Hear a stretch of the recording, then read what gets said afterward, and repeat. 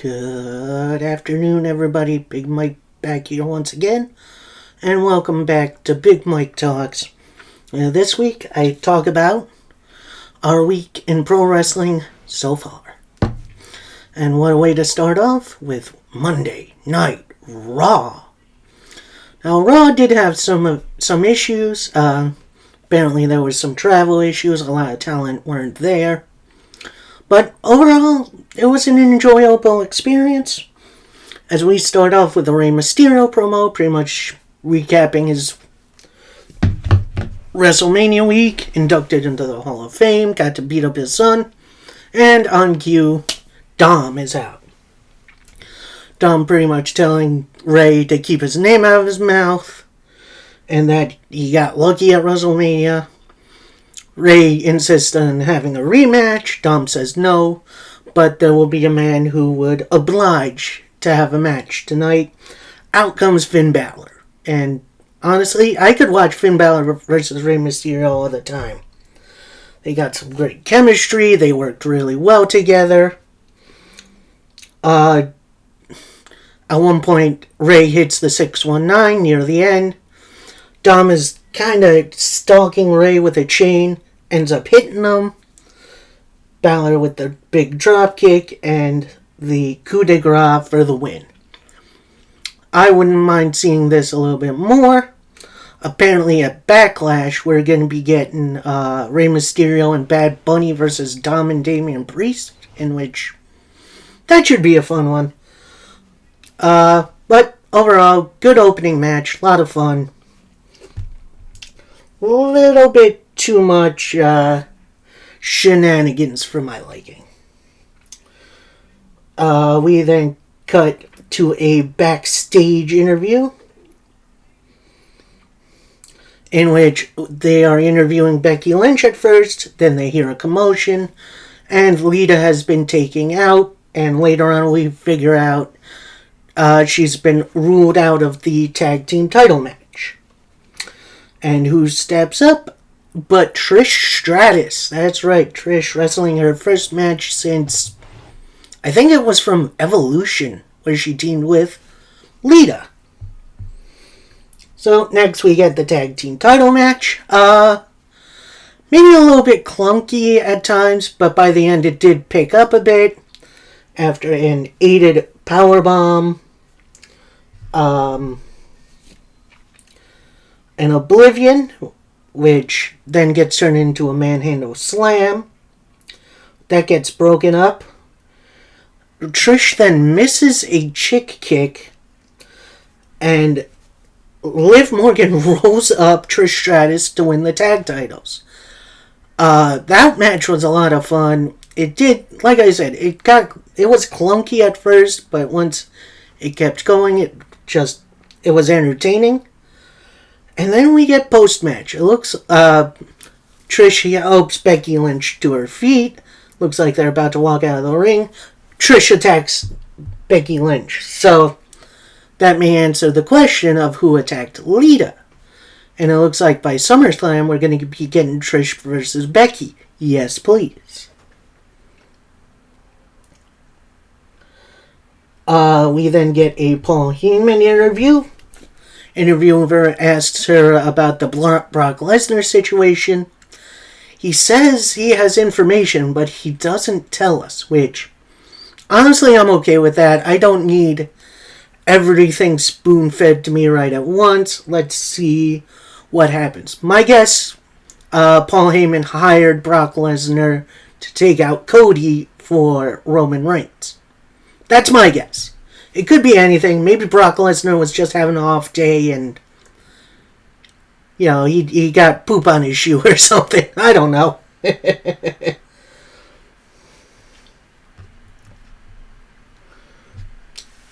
He then promotes the KO Solo Sikoa match coming later tonight in the main event, which, that's going to be good. We then get a little promo backstage of Damage Control, at least Dakota Kai and Io Sky, waiting out in front of Adam Page's office. Adam Pearce. And out comes Bayley, where she basically tells them, I'm going to be in a triple threat match later to crown a new number one contender for Bianca Belair. Now, the other two are like, I don't know if you really deserve it. I'd like that title shot. So Bayley goes back into the office, revealing later Io Sky gets the shot, which we'll talk about that one later. This next match, a bit of a horse fight, as we get Bobby Lashley versus Bronson Reed. Now, again, this took a minute to get going, but once it did, it was a lot of fun. It was as much of a horse fight as I could ask for. At multiple points, we get a Hurt Lock try on Bronson Reed, and then Reed breaks out, which, you don't see that every day. Except we did this weekend.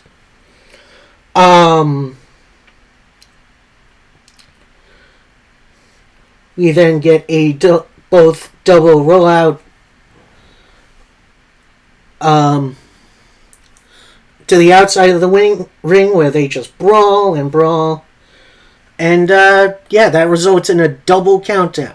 Now, normally, I'd be super against double countouts. They're boring. They do nothing.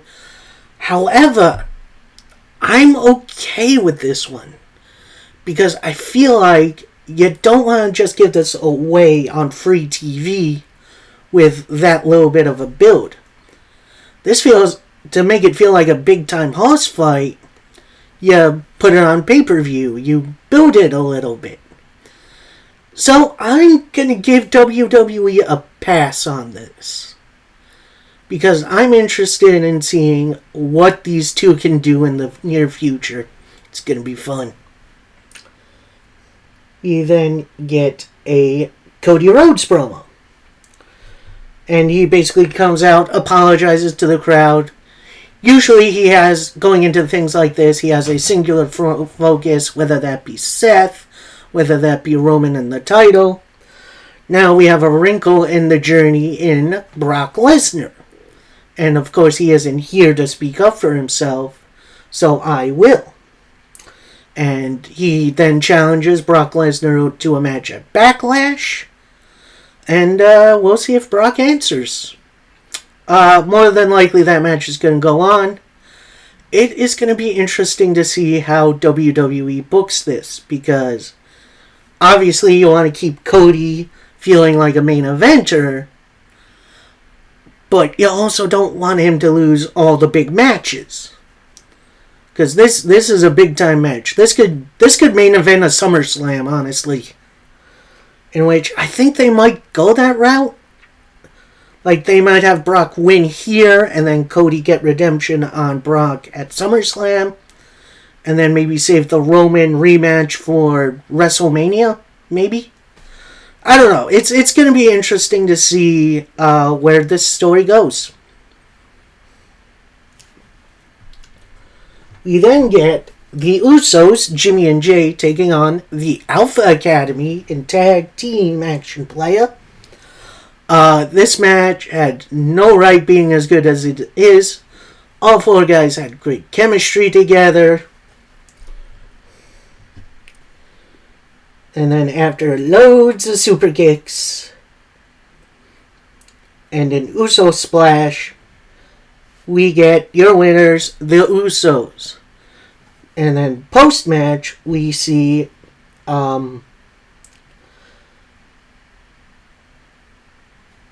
Maxine Dupree come out and basically talk with Otis. And so that story's still going. We'll see where that goes. So next up, we got that number one contenders match for the Raw Women's title. We have Io Sky taking on Mia Yim, taking on Piper Niven. This match was a little bit too short for my liking. For as something as big as it was, it felt rushed, and honestly, I was hoping for these three to get a little bit more time. However, the story being told was pretty good. Like, you had the rest of Damage Control on the outside, clearly cheering for Io. And And then after a moonsault, Io Sky is the new number one contender. You can clearly see Bayley kind of like, this should have been my spot. But yeah, so this breakup is going to go down at some point for Damage Control. We'll see. And finally, we got our main event of Monday Night Raw, Solo Sikoa versus Kevin Owens. And honestly, it was as good as advertised. You had KO going in with a leg injury from previous week's attacks, and him selling it was obviously really good. Nothing more I can say about this match that hasn't been said about when these two get together. It's pure magic. Solo then dominates for a little bit. KO tries to fight back, but with his leg it's a little tough. We then get a Swanton Bomb into a 2 for KO. Power Bomb. Solo blocked the stunner, which I've never seen that. Really. And then Super Kick, Samoan Spike, your winner, Solo Sikoa. Post-match beatdown with the Usos and Solo on KO continues.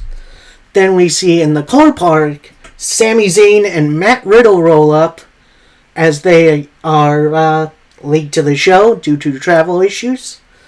And they come in and make the save. So, it looks like maybe either at Backlash or sometime in the near future, we're going to get that Trios match. And honestly, I'm pretty excited for that. Alright, that is Monday Night Raw. We now go to MLW Underground. Now, NWA Power, it was pretty much a recap show from NWA 312, in which I don't mind it. There were some good matches on it, but overall it was not something I really needed to recap. Sorry, NWA. We'll see you next week. So we are going right into MLW Underground, in which we get a 4-way dumpster match where the winner puts the potential victim into the dumpster. Participants: Mance Warner, Matthew Justice, Real One, and Microman. Now, story of this match was pretty much Enzo versus everyone else, considering Warner and Matthew Justice are in second gear crew, and Warner has been chilling out with Microman. So, yeah, overall fun beatdown. Eventually, Real One does get away from Warner and Matthew Justice. He does his shtick with Microman. Then he gets hit from behind from Matthew Justice, who then closes the lid on the dumpster, rolls Real One onto the top, gets a ladder and a huge elbow drop through the dumpster and through Real One, which wins him the match.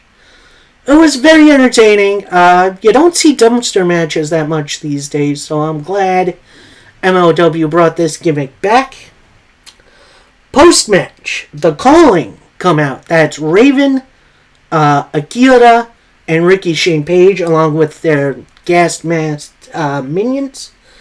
And they attack Justice, Mance, and Microman, considering next week they're going to be in War Chamber together, in which I can't wait for that. We then see the second gear crew, Hammerstone and The Calling, brawling backstage.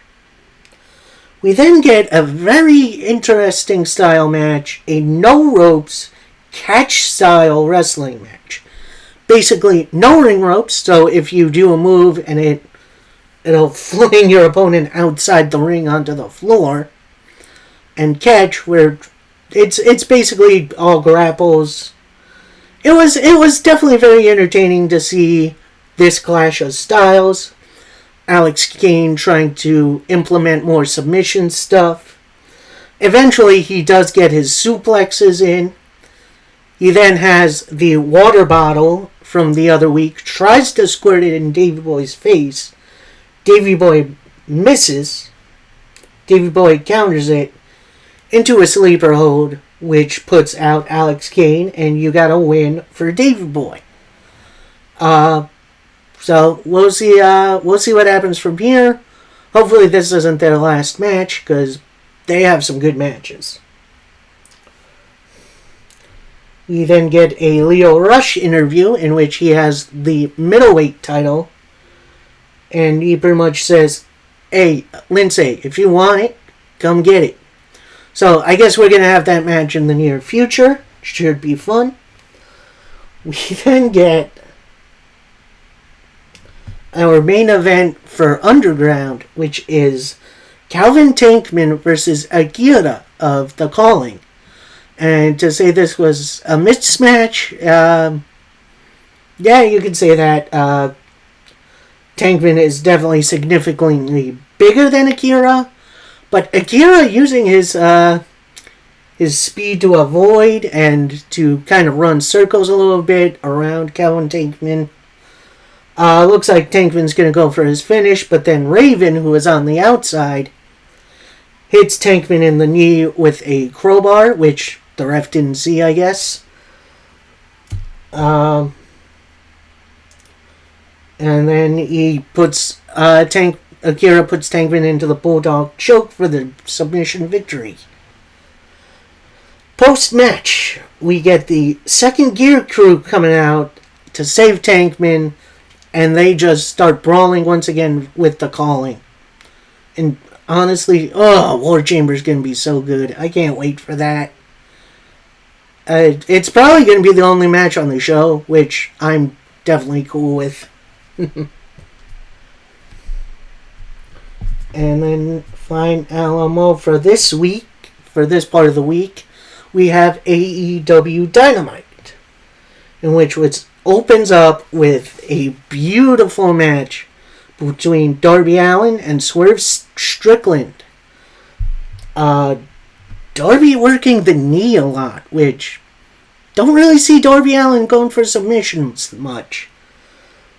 A lot of good counters. Really good chemistry between these two. I wouldn't mind seeing another match between these two guys.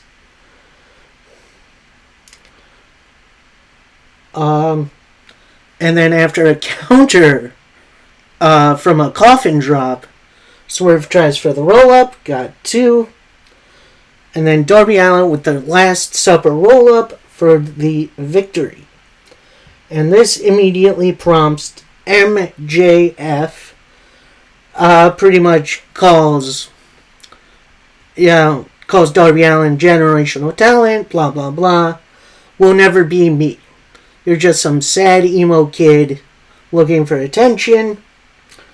And then Darby comes back with a pretty good one, asking, are you happy, MJF? When you look in the mirror, are you proud of yourself for what you've done, for who you've alienated? And then, MJF pretty much calls his relationship with Sting a daddy daycare situation. And then out comes the Stinger to a big old... always good to see Sting.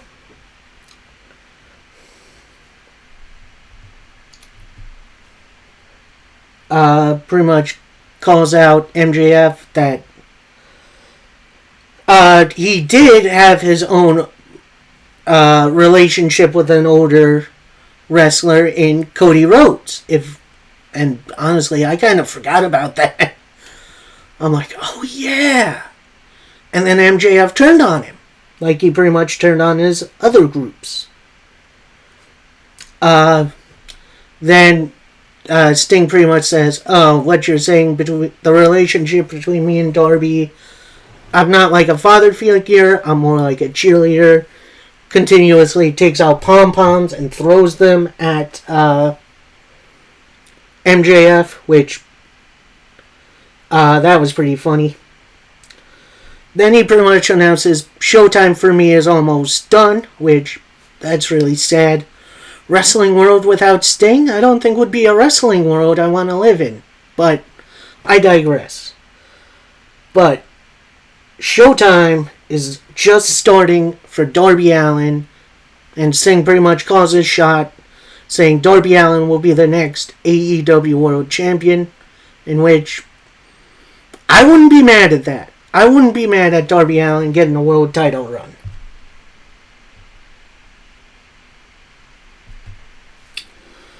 So that ends that. We then get a TNT title match. We got Powerhouse Hobbs defending against Silas Young, and it's over in 2 seconds.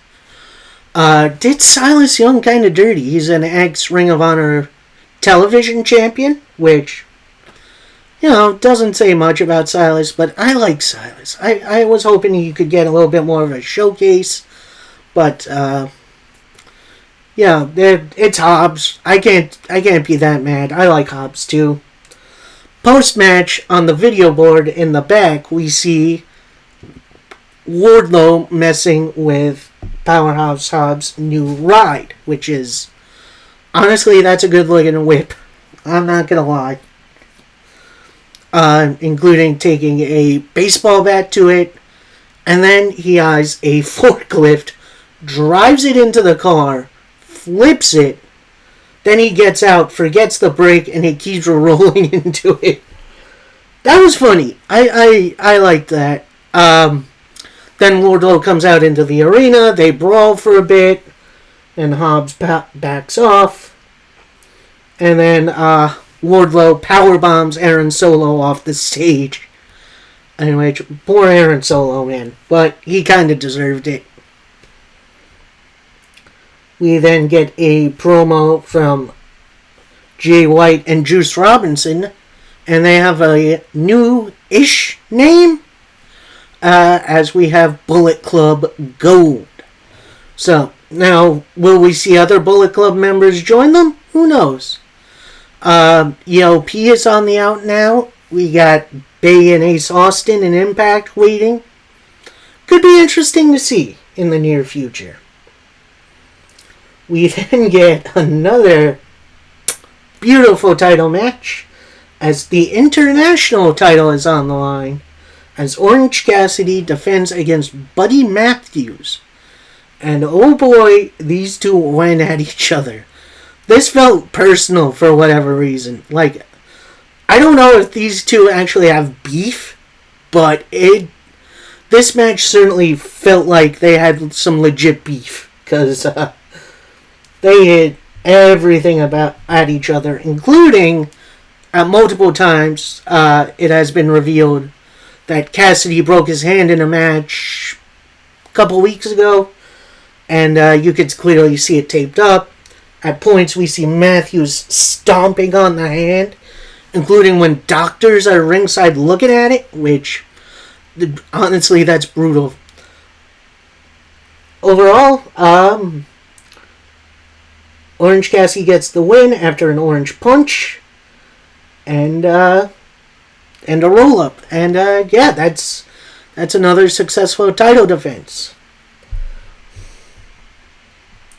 We then get an Orange Cassidy update. He says he's fine, but then we go to Trent Beretta and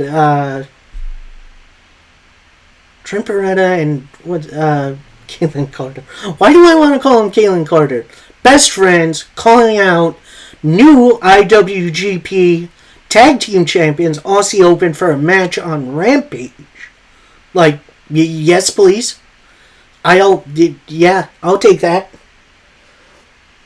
We then get an Ethan Page in-ring promo. Ethan Page is going through a rough patch, including what happened last week on Long Island, where Matt Hardy hit him with the FTW title.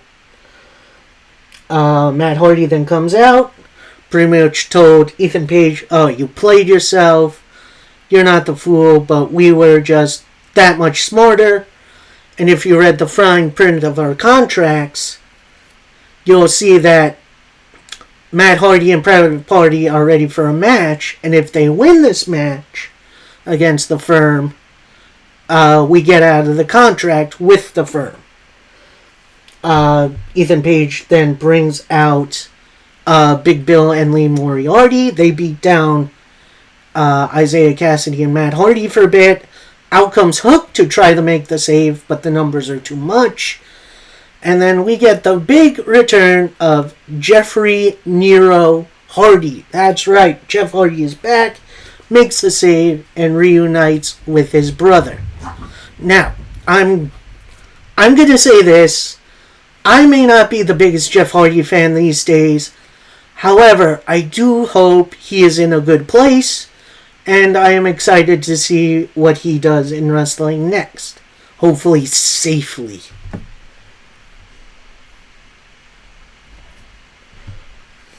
Then we get a Kenny Omega promo promising the Blackpool Combat Club what they have coming once Kenny and the Bucks are back will be paid in full. We then get the Blackpool Combat Club being represented by Jon Moxley and Claudio Castagnoli taking on the last sort of remnants of the Elite in Meiko Nakazawa and Brandon Cutler. Who would have thought we'd see these two on Dynamite again? That is good for them. I like those two. They then get themselves bloodied, beaten down. They do fight back for a bit, but then after a hammer and elbow submission, your winners, the Blackpool Combat Club. Moxley then gets the microphone. He pretty much asks, "Oh, where's the Cowboy? Where's Don Callis? Where's the Bucks?" Pretty much saying they're still in the hospital. We're still here. We put the Elite in All Elite Wrestling. Out comes Kenny Omega, which I didn't see. He's up on the stage. It looks like he's ready for a fight. Blackpool Combat Club are looking at him. Sliding in from behind are the Young Bucks. Bunch of super kicks. A beatdown. Then we get the Young Bucks getting a toolbox, giving a screwdriver to Kenny Omega to get some payback for Don Callis. And then Moxley moves. Omega stabs the top turnbuckle, which, hot dang, this is going to be a blood feud. And I wouldn't be surprised if we see this in Blood and Guts. Let's do it. Sign me up. We then get a very interesting match as we get a tag team match playa. We got Riho and Sky Blue taking down the Outcasts. That's Ruby Soho and Toni Storm. This match really had some trouble getting out of first gear. It did eventually, but by the time it did, match was over. Hip attack, Storm 0, Outcasts win. They hit a triple powerbomb on Sky Blue. Looks like they're going for the spray paint. Out comes Jamie Hayter to make the save. Numbers too much. And then out comes Dr. Britt Baker to her own music to make the save. It looks like we are finally going to get Jamie Hayter and Britt Baker next week taking on the Outcasts. So, we'll see what happens there. Hopefully we get a new step in this storyline, because it feels like they're just kind of spinning their wheels for now. And Fine Alamo, our main event of the evening, as Keith Lee, the Limitless One, takes on Chris Jericho. And honestly, early on, Keith Lee dominated for a bit. Jericho tried to get back in, but ultimately Keith Lee was maybe a bit too much for him. Daniel Garcia, at some points in time, tried to get involved. Got caught by the ref. By the end, we have the ref distracted. Out comes Swerve to hit Keith Lee. So we're going to get that feud continuing.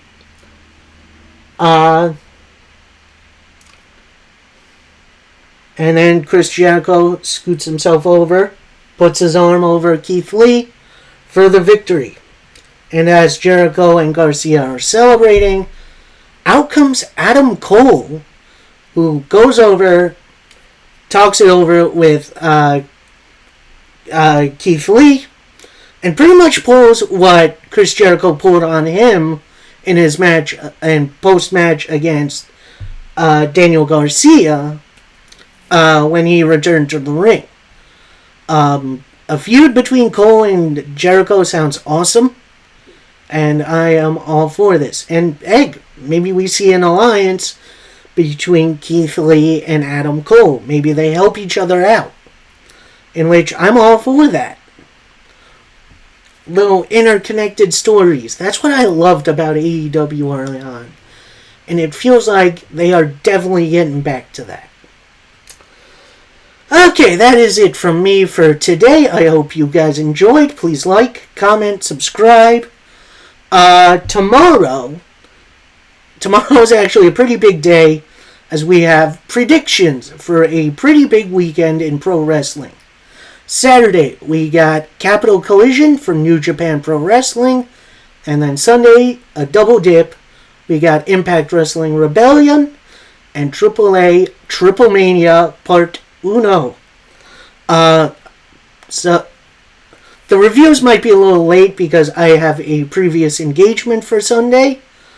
So I will probably watch the other two shows maybe during the day on Monday and Tuesday, and then give you my recap and review of it for Tuesday.